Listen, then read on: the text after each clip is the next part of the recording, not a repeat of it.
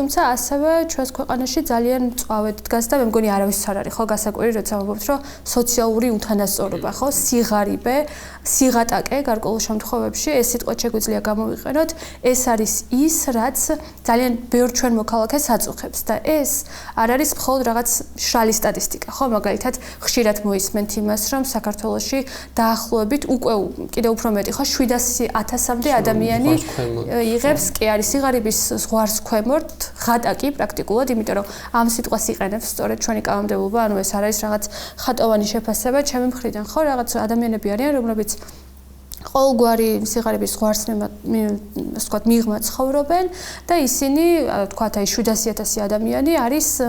დამოკიდებული ყოველთვიურად სახელმწიფოს ფინანსურ მხარდაჭერას, ხო, აი ფულს იღებენ ყოველთვე, მაგრამ ხა ის უნდა გვახსოვდეს, რომ რასაც იღებენ, ისიც იმდენია, რომ ანუ ამ ადამიანების სიღარიბიდან ამოყვანაზე ლაპარაკი არ არის. ეს არის უბრალოდ რომ ვიღაც შემშელით არ მოკვდეს. სამწუხაროდ ეგ რეალობა გვაქვს ქვეყანაში.